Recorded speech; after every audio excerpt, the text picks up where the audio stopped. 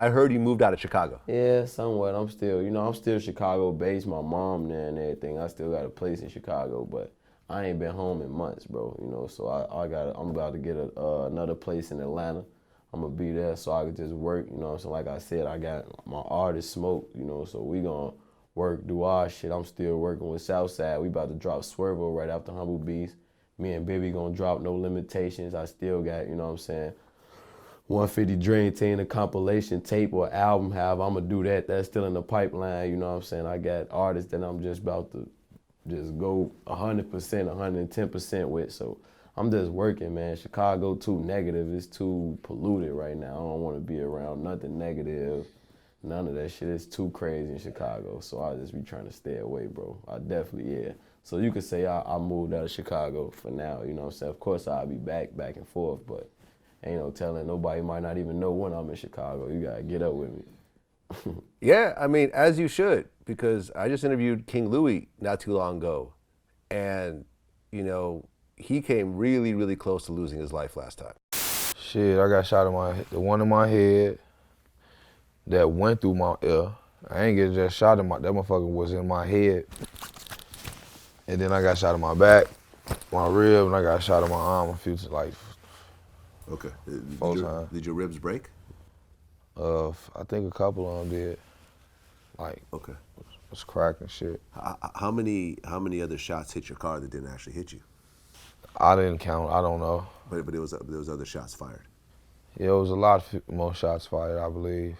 I don't really recall how many hit the car. I know 7 of them motherfuckers hit me. Yeah, hit in the air right in front of his crib, So if you ain't safe coming out the house, where the hell you safe at? It's crazy. Anything can happen at any moment. You gotta believe. That's why I think I'm still alive today, because every time I leave out the house, I feel like somebody trying to kill me. And you gotta have that mindset when you leaving out the house, like in Chicago. You gotta feel like your life is at stake 24/7. Like when you in Chicago, I'm in gladiator mode, and I don't need to be like that, I'm an artist, I gotta think positive, think clear.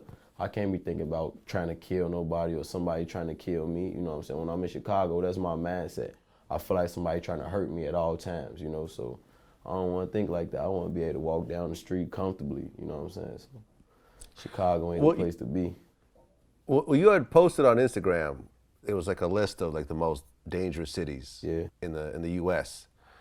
Chicago was number 16.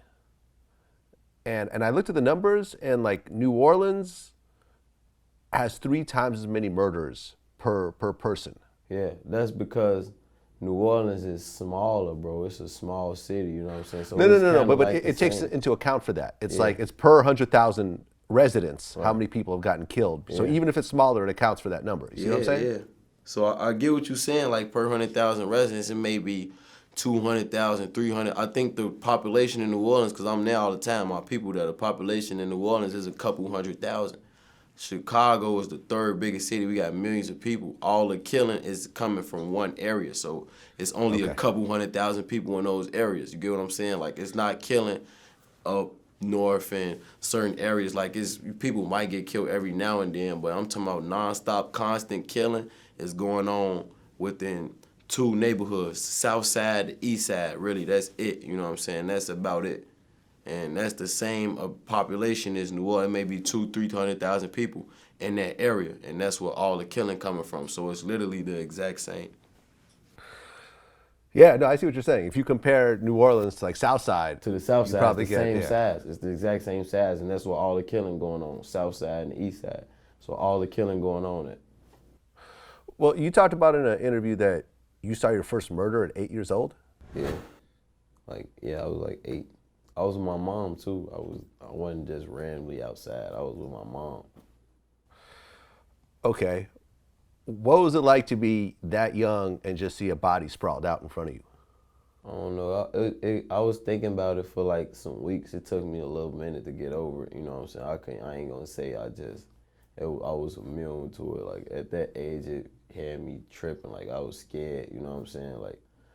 I was traumatized actually, because my mama had to dive on the floor. Her hand was bleeding and shit. So that type of shit just fucked me up at an early age. You know what I'm saying? We was moving, and some guys was in front of my aunt crib. just talking and shit. I guess they just got done fighting or something crazy, and the guy just walked up and just shot the whole crowd up. Hit somebody in the head. He was like literally just slumped over on the gate directly in front of my auntie crib. Like we coming out the door, the gate is right to the right. And he just slumped over, hanging over the gate, you know what I'm saying? So they was shooting, and we helping her move, so we by the car now. And it's just shooting, you know, we know where it's coming from, but we young, I'm young, so my mom, she a woman, she's scared. My father wasn't there at the time. She jumped on the ground, you know what I mean, cut her hand like on the building or something. So just me seeing my mama bleed, I started crying instantly because I didn't know if she was hurt or what, you know. So just at that age, I was thinking about it for weeks, you know what I'm saying? It was probably like, and we was moving late at night, so it was like probably 2 in the morning or some shit like that, you know what I'm saying? I'm with my mom though, so I don't know, it was crazy. Well, I think what's important in this story, and you know, I interviewed this guy named Shaka Senghor. He went to prison for murder and, you know, got out and wrote a best-selling book. You know, was on Oprah and everything. But when he got shot himself for the first time in Detroit, they basically said how, you know, they patched him up and threw him back in the same area where he got shot. My friend who had got shot the prior year, he ended up taking me to the hospital, dropping me off. They basically pulled 2 bullets out my leg, left one in my foot, patched me up, and literally within a couple of days, I was right back on the block. If an 8-year-old white kid in the suburbs saw what you saw, he would be in therapy for the next year or 2, talking about his issues, working through them, and so forth. But when you went through it, I assume you didn't do any therapy. Of course not. Yeah. Nah, we ain't You see, had no you see what I'm saying? So you never quite dealt with the trauma involved in that. About it, like, ain't nobody, you know, it was just normal, you know what I'm saying? Of course, we was traumatized bad, but after that, I started seeing people get killed and shot all the time. Like, I ain't gonna lie, maybe it was like a movie, because once that happened, it was, I'm walking home from school, somebody getting shot. Like, it was just happening after that. Like, maybe that was just the beginning of a long, I don't know, like, everything happened for a reason, you know what I'm saying? So maybe God just put that in my life early so I could understand what it is and take it for what it is and just move on from it by the time I'm at this point, you know what I'm saying? But no, it was never no therapy or nothing like that. Like, my sister saw people get shot when she was 6, 7 years old, you know what I'm saying? So just coming home from school. Yeah. Well, you got shot in the foot. Yeah, I got shot too. I got shot in the foot before, and that shit. Okay. Well, you almost got shot in the head. Wasn't about nothing. Yeah, the bullet went like through my hat. Like, I had my hat on like on some Swiss Beats type shit, and the bullet like went through my head, like through the top of my hat. You know what I'm saying? And so you took your hat off, or I guess the hat flew off. I guess the hat flew off. If I had my hat on like this, I probably would have got shot in the head, or it might have flew past. I don't know how. It was just God, I guess. Like, I had it on some random shit, just tripping like this, you know what I'm saying? It literally just knocked my hat right off my head, you know, maybe it hit the top. I had a bullet hole on top of I thought I got shot in the head because my head was hot. I felt like the heat from the bullet on top of my head, so I was scared, you know. I'm just thinking, like, don't fall, you know. I'm thinking I'm hitting the head.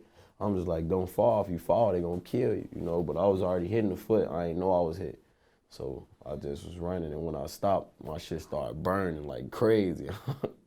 So I ain't know. So you're talking about 1 to 2 inches over the top of your head. Yeah, at least like literally 1 to 2 inches. I felt the heat on my head, so I thought I was shot. It was, as I'm running, I still feel heat, like not just a second. Like, I felt the heat on my head for like 40 seconds. So I thought I was shot, you know what I'm saying? By the time I'm running and I'm still, you know what I'm saying, down the block, the shot's still going off though. Like, the shot's going off for like 2 minutes. 2-3 minutes, like literally. When I'm running, I'm away from the scene and the shot's still going off, you know what I'm saying? Like, a lot of my homies got hit that day, like they shot like 8 of us.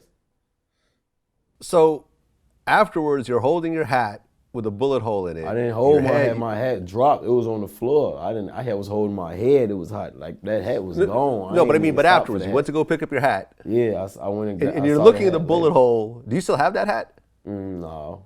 Matter of fact, literally, I didn't even go back and get the hat. A guy from the neighborhood grabbed my hat and was wearing my hat around. Like when and I saw him, I grabbed my shit like, dude, what the fuck you got my hat? It was a bullet hole in it. Like he still was wearing the hat with the bullet hole in it and everything, like wearing it through the hood, wearing my hat. I'm letting him wear it for a couple days. I'm like, bro, that's my hat. I ain't never say nothing. But I just randomly see him one day. I'm like, bro, get my fucking hat. You know what I'm saying? Take my hat off. You feel me? You got my hat on. Why would you even pick somebody's head up off the ground that, you know what I'm saying, got bullet hole in it?